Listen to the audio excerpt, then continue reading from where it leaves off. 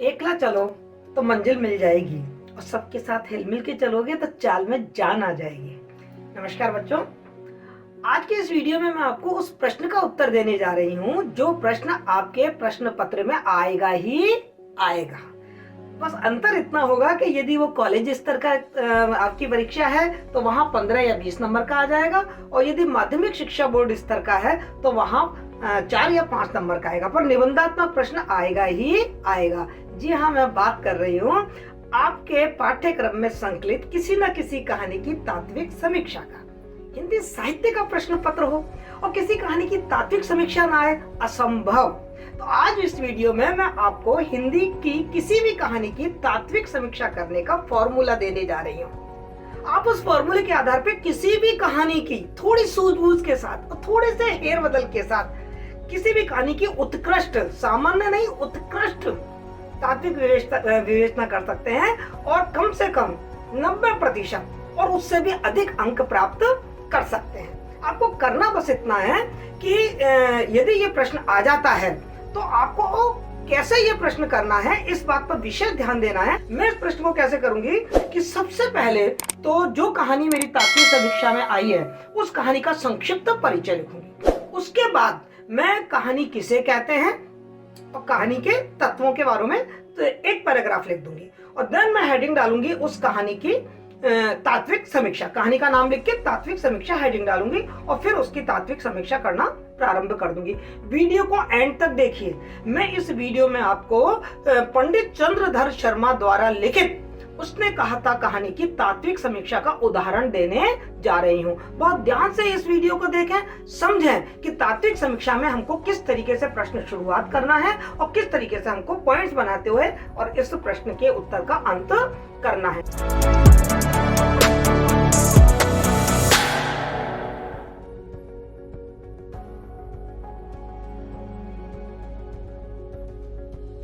चंद्रधर शर्मा गुलेरी उसने कहा था कहानी की रचना कर न केवल हिंदी कहानी अपितु विश्व कथा साहित्य को समृद्ध करते हुए अमर हो गए। उन्होंने मात्र 3 कहानी लिखी, पर वास्तविकता यह है कि उनकी प्रसिद्धि उसने कहा था कहानी के द्वारा ही हुई। 5 खंडों में विभक्त और 25 वर्षों के लंबे अंतराल को खुद में समेटती चंद्रधर शर्मा गुलेरी की उसने कहा था कहानी विषय और अपने अद्भुत वर्णन में किसी उपन्यास जैसी लगती है। ये कहानी उदात्त भावनाओं के संबंधों पर आधारित सहज जीवन की सहज कथा है। आइए इस कहानी की तात्विक समीक्षा करने से पहले जानें कि कहानी क्या होती है और इसके तत्व कौन से होते हैं। कहानी का अर्थ एवं परिभाषा। प्रेमचंद के अनुसार कहानी वह द्रुपद की तान है जिसमें गायक महफिल शुरू होते ही अपनी संपूर्ण प्रतिभा दिखा देता है। एक क्षण में चित्त को इतने माधुर्य से परिपूर्ण कर देता है जितना रात भर गाना सुनने से भी नहीं हो सकता। उन्होंने कहा है कि कहानी एक रचना है जिसमें जीवन के किसी एक अंग, किसी एक मनोभाव को प्रदर्शित करना ही लेखक का उद्देश्य रहता है। उसके चरित्र, उसकी शैली, उसका कथा विन्यास सब उसी एक भाव को पुष्ट करते हैं। उपन्यास की भांति उसमें मानव जीवन का संपूर्ण तथा वृहत रूप दिखाने का प्रयास नहीं किया जाता। यह एक ऐसा रमणीय उद्यान नहीं जिसमें भांति भांति के फूल और बेल बूटे सजे हुए हैं, बल्कि यह एक गमला है जिसमें एक ही पौधे का माधुर्य अपने समुन्नत रूप से दृष्टिगोचर होता है। इस प्रकार कहानी वह गद्य रचना है जिसमें जीवन के किसी एक अंग का सर्वांग प्रस्तुतिकरण होता है। कहानी के तत्व। कहानी की रचना एक कलात्मक विधान है जो अभ्यास और प्रतिभा के द्वारा रूप आकार ग्रहण करती है। रोचकता, प्रभाव तथा वक्ता एवं श्रोता या कहानीकार एवं पाठक के बीच यथोचित संबद्धता बनाए रखने के लिए कहानियों में कथा वस्तु, जिसे हम कथानक भी कहते हैं, पात्र अथवा चरित्र चित्रण, कथोपकथन अथवा संवाद, देश काल एवं वातावरण, भाषा शैली तथा उद्देश्य महत्वपूर्ण तत्व माने गए हैं। लेकिन हम इसमें आज एक तत्व और जोड़कर इस कहानी की समीक्षा करेंगे, शीर्षक की सार्थकता। उसने कहा था कहानी की तात्विक समीक्षा। पहला, कथा वस्तु। कहानी के ढांचे को कथानक अथवा कथा वस्तु कहा जाता है। प्रत्येक कहानी के लिए कथा वस्तु का होना अनिवार्य है, क्योंकि इसके अभाव में कहानी की रचना की कल्पना भी नहीं की जा सकती। उसने कहा था कहानी में कथानक संघर्ष की स्थिति को पार करता हुआ विकास को प्राप्त कर कौतूहल को जगाता हुआ चरम सीमा पर पहुंच जाता है और उसी के साथ कहानी का अंत हो जाता है। उसने कहा था कहानी के 4 अंग हैं विकास के। पहला प्रारंभ, दूसरा आरोह, तीसरा चरम स्थिति और चौथा अवरोह। कथा विन्यास अत्यंत विराट फलक पर किया गया है। यह कहानी लहना सिंह के चारित्रिक विकास में उसकी अनेक विशेषताओं को प्रकाशित करती हुई उसका संपूर्ण जीवन वृत्त प्रस्तुत कर देती है। 12 वर्ष की अवस्था से लेकर 37 वर्ष उसकी मृत्यु तक की कथानायक की संपूर्ण जीवन इस कहानी में चित्रित होता है। कहानी अपनी परंपरागत रूप पद्धति को चुनौती देकर एक महाकाव्यात्मक विशालता और औदात्य लिए हुए है। वस्तुतः 5 खंडों में कसावट से बुनी गई ये कहानी सहजी औपन्यासिक विस्तार से युक्त है, किंतु अपनी कहन की कुशलता से कहानीकार ने इसे कहानी ही बनाए रखा है। विवेच्य कहानी के दूसरे, तीसरे और चौथे खंड में युद्ध कला, सैन्य विज्ञान और खंदकों में सिपाहियों के रहने सहने का ढंग का जितना प्रामाणिक, सूक्ष्म और जीवंत चित्रण इस कहानी में हुआ है, वैसा हिंदी कथा साहित्य में विरल है। मौलिकता, संभाव्यता, सुगठिता एवं रोचकता चारों गुण स्पष्ट रूप से देखे जा सकते हैं। संक्षिप्तता इस कहानी के कथानक का अनिवार्य गुण है। कहानी का आरंभ, मध्य और अंत बहुत ही सुगठित है। इस प्रकार हम कह सकते हैं कि उसने कहा था कहानी के शरीर में कथानक हड्डियों के समान है। अतः कहानीकार ने कथानक की रचना अत्यंत वैज्ञानिक तरीके से और क्रमिक विकास के रूप में की है। कहानी का दूसरा तत्व, पात्र अथवा चरित्र चित्रण। कथा वस्तु के बाद चरित्र चित्रण कहानी का अत्यंत आवश्यक एवं महत्वपूर्ण तत्व है। वस्तुतः पात्र कहानी के सजीव संचालक होते हैं। पात्रों के माध्यम से एक और कथानक का आरंभ, विकास और अंत होता है, तो दूसरी ओर हम कहानी में इस आत्मीयता प्राप्त करते हैं। उसने कहा था कहानी में घटना और कार्य व्यापार के स्थान पर पात्र और उनका संघर्ष को ही कहानी की मूल धुरी बना दिया गया है। ढेर सारे किरदारों के बावजूद इस कहानी में 3 ही मुख्य किरदार हैं, लहना सिंह, सूबेदारनी और वजीरा सिंह। बौदा अभी बच्चा है। सूबेदार पुत्र मोह में बहुत ही कमजोर, सो बेटे को लेकर रणभूमि से लौट जाता है। हालांकि लहना की एक पत्नी भी है, पर उसका कोई जिक्र इस कहानी में नहीं होता। इन 3 के अलावा और जो भी चरित्र हैं वे सब वक्त जरूरत पर नायक और नायिका के चरित्र को रचने और उभारने के लिए आए हैं। लहना का चरित्र एक ऐसा विशिष्ट चरित्र है जिसमें कई सारी खूबियां और नायकत्व कूट कूट कर भरा हुआ है। वह अपने भाई को बहुत चाहता है, देश को अगाध प्रेम करता है, बेटे से बहुत लगाव है, गांव उसकी रगों में दौड़ता है और प्रेम तो उसके लिए जिंदगी के हर द्वंद्व, हर दुविधाओं में भी सबसे ऊपर जीवन और मृत्यु का सबब है। सिर्फ 12 वर्ष की छोटी सी उम्र में वह उस नन्ही बालिका, जो बाद में सूबेदारनी बनती है, को बचाने की खातिर अपनी जान से खेल जाता है और 37 साल की उम्र में अपने परिवार और सपनों के परवाना करते हुए उसको दिए हुए वचन की रक्षा के लिए उसके घायल बेटे को उसके पति के साथ घर भेजकर खुद के लिए मृत्यु चुन लेता है। और तो और वह जर्मन लेफ्टिनेंट साहब को भी अपनी बातों में फंसाकर मार देता है, यानी वह बुद्धिमान है, उसमें प्रत्युत्पन्नमति की क्षमता है। इस प्रकार कहानीकार पात्रों के बाह्य और आंतरिक पक्षों का अधिक से अधिक मनोविश्लेषण कर उन्हें मूल घटना के साथ गहराई के साथ जोड़ देता है। पात्रों का चरित्र आकलन लेखक ने दोनों प्रकार से किया है, प्रत्यक्ष और वर्णनात्मक शैली दोनों द्वारा। इसमें लेखक स्वयं पात्र के चरित्र में प्रकाश डालता है और परोक्ष या नाट्य शैली में पात्र स्वयं अपने वार्तालाप और क्रियाकलापों के द्वारा अपने गुण और दोषों का संकेत देते चलते हैं। इससे कहानी में विश्वसनीयता एवं स्वाभाविकता आ गई है। कहानी में जहां तक पात्रों के चयन का संबंध है वे सर्वथा सजीव और स्वाभाविक हैं तथा पात्रों की अवतारणा कल्पना के धरातल से न होकर कहानीकार की आत्मानुभूति के धरातल से हुई है। उसने कहा था कहानी के पात्र विषय वस्तु के अनुकूल हैं, मौलिक हैं, स्वाभाविक, सजीवता, यथार्थता, सहृदयता एवं अंतर्द्वंद लिए हुए हैं। तीसरा बिंदु देखते हैं, देश काल एवं वातावरण। देश काल या वातावरण कहानी का मेरुदंड है, रीढ़ की हड्डी। यही देश काल व वातावरण तो आधार है जिस पर कहानी का सारा कार्यकलाप आधारित होता है। उसने कहा था कहानी में वास्तविकता का पुट देने के लिए वास्तविक देश काल अथवा वातावरण का प्रयोग किया गया है। वास्तविक जीवन देश काल जीवन की विभिन्न सत असत प्रवृत्तियों और परिस्थितियों से निर्मित होता है। इन्हीं तत्वों को एक साथ एक ही स्थान पर चित्रित करना कहानीकार की अनूठी विशेषता बन गई है। कहानी में वातावरण भौतिक और मानसिक दोनों प्रकार का है। मानसिक वातावरण कहानी का परम आवश्यक तत्व है। उसने कहा था कहानी में लहना का चरित्र चित्रण में मानसिक वातावरण की सुंदर सृष्टि की गई है। इस कहानी में प्रथम विश्व युद्ध के तुरंत बाद लिखी हुई घटनाओं का वर्णन है। तुरंत घटी घटना को कहानी में लाना, उसके यथार्थ को इतनी जल्दी और इतनी बारीकी से पकड़ पाना आसान नहीं होता, पर गुलेरी जी ने ये कमाल कर दिखाया है। इस कहानी में प्रेम से भी ज्यादा युद्ध का वर्णन और उसका माहौल है। वातावरण का अत्यंत गहरे रंगों में सृजन गुलेरी जी की अपनी खास विशेषता है। कहानी का प्रारंभ अमृतसर की भीड़ भरी सड़कों और गहमा गहमी से होता है। युद्ध के मोर्चे पर खाली पड़े फौजी घर, खंदक का वातावरण, युद्ध के पैतरे, इन सब के चित्र अंकित करता हुआ कहानीकार इस स्वाभाविक रूप से वातावरण की सृष्टि करता है कि वह हमारी चेतना संवेदना का अंग बन जाता है। चौथा तत्व, संवाद एवं कथोपकथन। पहले संवाद कहानी का अभिन्न अंग माना जाते थे। उसने कहा था कहानी के पात्र सजीव और स्वाभाविक बन गए हैं। इनके द्वारा पात्रों के मानसिक अंतर्द्वंद एवं मनोभावों को प्रकट किया जाता है।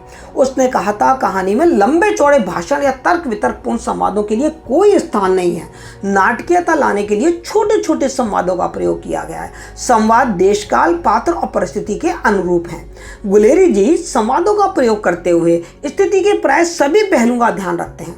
जहां तक संवादों की सवाल है, गुलेरी जी ने प्रत्येक पात्र के मुंह से वैसी ही भाषा बुलवाई है जो उसकी स्थितियों के अनुकूल है। आरंभ में दोनों बच्चों की बातों में वैसी ही लज्जा और अबोधपन है जो उस उम्र के बच्चों में होता है, लेकिन बाद में विभिन्न पात्रों की बातचीत में उनकी सामाजिक और पारिवारिक स्थिति के अनुसार अंतर आया है। तांगे वाले का वर्णन करते हुए संवाद का रूप वैसा ही हो जाता है जैसा तांगे वालों की वास्तविक जबान को व्यक्त करने के लिए जरूरी है। हटो बाछा, आने दो लाला जी जैसे लघु संवादों का प्रयोग बहुत ही महत्वपूर्ण है। गुलेरी जी की भाषा का संयमित प्रयोग करते हैं, कम शब्दों में मितव्यता से काम लेते हैं। लहना सिंह और सूबेदारनी के संबंधों का जो वर्णन हमें कहानी में मिलता है उसके विस्तार के लिए बहुत गुंजाइश थी। गुलेरी जी चाहते तो बहुत लंबी चौड़ी कहानी इस पे लिख सकते थे, लेकिन गुलेरी जी ने केवल तेरी कुड़माई हो गई छोटे से संवाद द्वारा उन दोनों की सारी मनोभावनाओं को व्यक्त कर देते हैं। उनके कथोपकथन संक्षिप्त, रोचक, तर्कयुक्त और प्रभावमय होकर कथा को आगे बढ़ाते हैं। पात्रों के चरित्र पर प्रकाश डाल कहानी के उद्देश्य को प्रतिपादित करते हैं। उसने कहा था कि कथोपकथन स्वाभाविक एवं परिस्थिति के अनुकूल तो है ही, उनमें जिज्ञासा और कौतूहलता उत्पन्न करने की भी क्षमता है। संक्षिप्तता एवं ध्वनात्मकता इस कहानी के कथोपकथन के प्रमुख गुण हैं। इस प्रकार कथानक इस कहानी का महत्वपूर्ण अंग बन गए हैं। यदि कहानी में संवाद न होकर केवल वर्णन ही होता तो कहानी के पात्र अव्यक्त रह जाते और कहानी की प्रभावशीलता और संवेदनशीलता नष्ट हो जाती। साथ ही कहीं भी संवादों की अधिकता भी नहीं है कि कहानी ना रहकर एकांकी या नाटक बन जाए। अतः कहानी में संवाद वर्णन में उचित समन्वय दिखाई देता है। भाषा कहानी का पांचवा मूल तत्व है। भाषा वस्तुतः भावों की अभिव्यक्ति का माध्यम है। अतः भाषा के लिए आवश्यक है कि वे सहज, सरल और बोधगम्य हो। उसने कहा था कहानी की भाषा बिल्कुल बोलचाल की भाषा है जो वातावरण को सजीव कर देती है। लेखक का भाषा पर पूर्ण अधिकार है। कहानी की भाषा सरल, स्पष्ट और विषय के अनुरूप है। वह दुरूह न होकर प्रभावी है। कहानीकार की भाषा में इतनी शक्ति है जो साधारण पाठकों को भी अपनी ओर आकृष्ट कर लेती है। सभी पात्रों की भाषा पर पंजाबी का गहरा प्रभाव है जो स्वाभाविक है। क्यों? क्योंकि कहानी की कथा वस्तु पंजाबी जीवन से संबंधित है।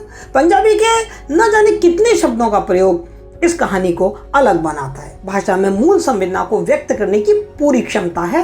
वह ओज और माधुर्य गुणों से परिपूर्ण है, विषयानुकूल है। उसमें प्रभावमयता है, अलंकारिकता है, चित्रात्मकता है, प्रतीकात्मकता है। भाषा में कथा की बयानी के लिए सहज चापल्य और जीवन धर्मी गंध मौजूद है। रोजमर्रा की बोलचाल के शब्दों, वाक्यांशों, वाक्यों तथा लोकगीत की कड़ियों का प्रयोग भी कहानी को एक नई सज धज दे देता है। शैली कहानी को प्रेषणीयता बनाने के लिए प्रमुख रूप से शैली पर ही निर्भरता होती है। बाबू गुलाब राय के शब्दों में शैली का संबंध कहानी के किसी एक तत्व से नहीं वरन सब तत्वों से है तथा उसकी अच्छाई एवं बुराई का प्रभाव संपूर्ण कहानी पर पड़ता है। अतः प्रस्तुतिकरण के ढंग में कलात्मकता लाने के लिए कहानी को अलग अलग शैली से सजाया जाता है। कहानी में वर्णनात्मक, संवादात्मक, आत्मकथात्मक, विवरणात्मक सभी रूप प्रयुक्त किए जाते हैं।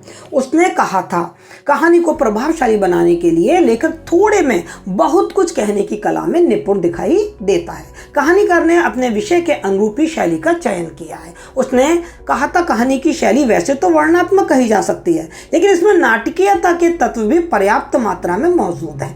कहानी के अंतिम भाग में उन्हें पूर्व दीप्ति शैली द्वारा एक घटना को दूसरे से जोड़ देते हैं। पूर्व दीप्ति शैली का यह प्रयोग हिंदी कहानी के लिए नया ही नहीं था वरन अत्यंत प्रौढ़ प्रयोग भी है। पूर्व दीप्ति शैली के साथ साथ इस कहानी में चित्रात्मक शैली, व्यंग्यात्मक शैली, कल्पनात्मक शैली, आंचलिक शैली व भाव प्रदान शैली का प्रयोग हुआ है। एक सफल शैली की सभी गुण इस कहानी में मौजूद हैं। अलंकारिकता, प्रभावमयता, रोचकता, व्यंग्यात्मकता, भावात्मकता तथा प्रतीकात्मकता। उद्देश्य ये कहानी एक महत्वपूर्ण तत्व माना जाता है। सच तो यह है कि साहित्य की किसी विधा की रचना बिना उद्देश्य के हो ही नहीं सकती। पहले कहानी का उद्देश्य उपदेश देना और मनोरंजन करना माना जाता था। आज इसका लक्ष्य मानव जीवन की विभिन्न समस्याओं और संवेदनाओं को व्यक्त करना है। उसने कहा था कहानी का उद्देश्य मात्र मनोरंजन या उपदेशात्मक नहीं है, अपितु आज के विविध सामाजिक और परिस्थितियों और जीवन के प्रति विशेष दृष्टिकोण, समस्या का समाधान और जीवन मूल्यों का उद्घाटन करना ही रहा है। प्रेम, कर्तव्य और देश प्रेम के तीन मूल उद्देश्यों से जुड़ती ये कहानी कहीं भी अपने विषय से नहीं भटकती है। प्रेम, कर्तव्य और देश प्रेम एक ही सिक्के के अलग अलग पहलू हैं और सबके मूल में प्रेम ही है। कर्तव्य भी तो प्रेम का ही एक रूप होता है और देश प्रेम भी तो बड़े और बृहद अर्थों में प्रेम ही है। इसलिए ये कहानी हर अर्थ में एक प्रेम कहानी है। कहानीकार ने अपने कहानी का उद्देश्य अपने विचारधारा के अनुसार ही रखा है। यहाँ उल्लेखनीय यह है कि यदि हम उद्देश्य के आधार पर कहानी का मूल्यांकन करें तो वह विभिन्न घटनाओं में एकता स्थापित कर पाठक के मन पर अद्भुत प्रभाव डालती है और कहानीकार का उद्देश्य पूर्ण हो जाता है। शीर्षक यह कहानी का न केवल प्राथमिक एवं महत्वपूर्ण उपकरण है, अपितु कहानी का दर्पण भी है। कहानी अच्छी है अथवा बुरी, इसका बहुत कुछ अंकन शीर्षक पर भी निर्भर है। उसने कहा था कथानायक अंत तक किसी को नहीं बताता कि स्वयं अपने अधिकारी बॉस और सूबेदार को भी नहीं बताता कि उसने कितनी बड़ी कुर्बानी सिर्फ उसने कहा था कि वचन रक्षा के लिए दी है। बस केवल इतना बार कह देना उस दुनिया को छोड़ने के लिए तैयार हो जाता है। सूबेदारनी होरा को चिट्ठी लिखो तो माथा टेकना लिख देना और जब घर जाओ तो कह देना कि जो उसने कहा था वह मैंने कर दिया। सूबेदार पूछते भी हैं उसने क्या कहा था, तो भी लहना सिंह का उत्तर यही है कि उसने कहा था जो मैंने कर दिया। इस कहानी का शीर्षक भाव अथवा अर्थ सूचक तो है ही, साथ ही संक्षिप्तता, कौतूहलता, व्यंजनापूर्ण और विषयानुकूल है तथा उसने कहा था शीर्षक लघु और रोचक भी है। कहानी की मूल संवेदना से संबंधित यह शीर्षक सर्वाधिक उचित एवं प्रासंगिक है। शीर्षक को पढ़ते ही हमारे मन में एक जिज्ञासा का भाव हो जाता, किसने किसको क्या कहा। इस प्रकार चंद्रधर शर्मा गुलेरी द्वारा लिखी कहानी उसने कहा था कहानी के समस्त तत्वों पर खरी उतरती है। तभी तो बीबीसी के सर्वेक्षण के अनुसार, क्या आपको मालूम है, ये कहानी हिंदी की सर्वश्रेष्ठ 10 कहानियों में गिनी जाती है। यदि आपको वीडियो पसंद आता है तो इसको शेयर जरूर करें और अभी मेरे चैनल को सब्सक्राइब कर दें, जिससे मैं आपको इसी तरीके की जानकारी और आपके एग्जामिनेशन के दृष्टि से बहुत ही इम्पोर्टेंट जो प्रश्न हैं उनके उत्तर लेकर आपके सामने आती रहूं।